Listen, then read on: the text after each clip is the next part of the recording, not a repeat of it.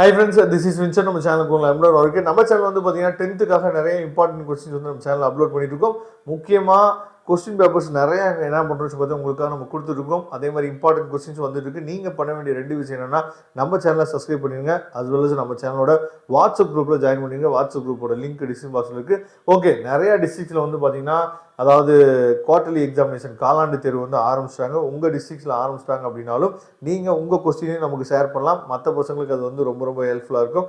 Okay, இப்போ 10th தமிழோட quarterly examination question paper தான் நம்ம பார்க்க போகிறோம். சரியா? இதில் இருக்க ஒன் வேர்ட்ஸ் மொத்தம் 15 ஒன் வேர்ட் இருக்குது. இந்த ஒன் வேர்ட்ஸுக்குலாம் உங்களுக்கு வந்து ஆன்சர் தெரியுதா இல்லையா அப்படிங்கிறத நீங்கள் கொஞ்சம் தெளிவாக பாருங்கள். ஏன்னா நம்ம குவார்டர்லி எக்ஸாமினேஷன் வந்து உங்கள் டிஸ்ட்ரிக்ஸில் மேபி நடந்து முடிஞ்சிருக்கலாம், இல்லைனா இனி வரக்கூடிய நாட்கள் நடக்கிறதுக்கு இருக்கலாம். இந்த கொஸ்டின் பேப்பர்ஸும் வரதுக்கு வாய்ப்புகள் இருக்குது. அதனால் தெளிவாக நீங்கள் பாருங்கள். இதோட ஆன்சர்ஸ் வந்து நம்மளோட வாட்ஸ்அப் குரூப்பில் நான் வந்து ஷேர் பண்ணுறேன். அதனால் வாட்ஸ்அப் குரூப்பில் கண்டிப்பாக நீங்கள் ஜாயின் பண்ணிடுங்க. ஆன்சர் கீ வந்து வாட்ஸ்அப் குரூப்பில் நான் என்னன்னு சொல்லிட்டு உங்களுக்காக கொடுத்துட்றேன். சரியா? மொத்தம் 15 ஒன்வேர்டு இருக்குது. இந்த 15 ஒன்வேர்டுக்கு எவ்வளோ ஒன்வேர்டுக்கு உங்களால் ஆன்சர் பார்க்க முடியுது அப்படிங்கிறத நீங்கள் தெளிவாக நீங்கள் பார்த்துங்க. ஓகே, அடுத்து 2 மார்க் கொஸ்டின்ஸ் வந்து பாருங்கள்.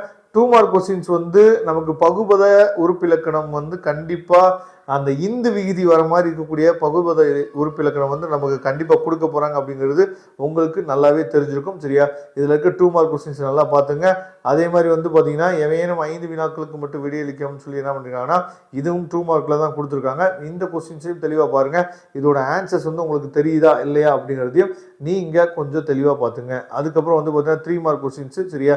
அதாவது உரை பத்தியை படித்து வினாக்களுக்கு விடை தருகன்னு சொல்லி கொடுத்துருக்காங்க. ரொம்ப ஈஸி தான். அதுக்கப்புறம் தமிழ் மொழிக்கு கலைஞர் செய்த சிறப்புகளுள் நீங்கள் அறிந்து கொண்ட 2 எழுதுக. அதுக்கப்புறம் தமிழ் எண்ணெயை வாழ்த்துவதற்கான காரணங்களாக பால்வேறு சுற்றுவன யாவை அப்படின்னு சொல்லி கொடுத்துருக்காங்க.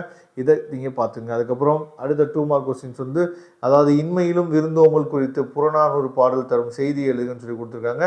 ஏதேனும் 2 வலுவமைதிகளை எடுத்துக்காட்டுகளுடன் குறிப்பிடுங்கன்னு சொல்லி கொடுத்துருக்காங்க. சரியா? இதை தெளிவாக நீங்கள் பார்த்துங்க.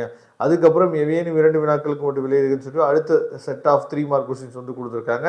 இதே கொஸ்டின்ஸ் வந்து வர்றதுக்கு வாய்ப்பு இருக்குது. அதே மாதிரி 5 மார்க் கொஸ்டின்ஸ் வந்து பார்க்கலாம். 5 மார்க் கொஸ்டின் வந்து பார்த்தீங்கன்னா பல்துறைகளின் வளர்ச்சிக்கு மொழிபெயர்ப்பு எவ்வாறு வரைபடுகிறது, அதுக்கப்புறம் நாட்டு வளமும் சொல் வளமும் தொடர்புடையது என்பதை பாவனார் வழி நின்று விளக்குக, மாவட்ட அளவில் நடைபெற்ற மரம் இயற்கையின் வரம் என்னும் தலைப்பிலான கட்டுரை போட்டியில் வெற்றி பெற்று முதல் பரிசு பெற்ற தோழனை வாழ்த்தி மடல் எழுதுகன்னு சொல்லி கொடுத்துருக்காங்க. இதை தெளிவாக நீங்கள் பார்த்துங்க. அதே மாதிரி நிறையா இதெல்லாம் வந்து ஈஸியாக நம்ம என்ன பண்ணலாம் சொல்லி பார்த்தா கொஞ்சம் உங்களுக்கு எழுத தெரிஞ்சு அப்படின்னாவே நீங்கள் இதை ஃபுல்லாகவே நல்ல மார்க் நீங்கள் என்னன்னு பார்த்தா ஸ்கோர் பண்ணிடலாம். சரியா? இதை தெளிவாக நீங்கள் பார்த்துங்க.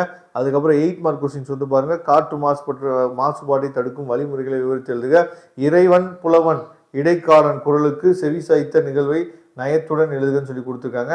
அதுக்கப்புறம் அன்னமையா என்னும் பெயருக்கும் அவரின் செயலுக்கும் உள்ள பொருத்தப்பாட்டினை எழுதுகன்னு சொல்லி கொடுத்துருக்காங்க. புயலே ஒரு தோணி கதையில் இடம்பெறும் உள்ள வர்ணனைகளையும் அடுக்கு தொடர்களையும் எழுதுகன்னு சொல்லி கொடுத்துருக்காங்க. சான்றோர் வளர்த்த தமிழ் என்னும் தலைப்பில் கட்டுரை எழுதுக, பள்ளி ஆண்டு விழா மலருக்காக நீங்கள் நூலகத்தில் படித்த கதை கட்டுரை சிறுகதை கவிதை நூலுக்கான மதிப்புரை எழுதுகன்னு சொல்லி கொடுத்துருக்காங்க.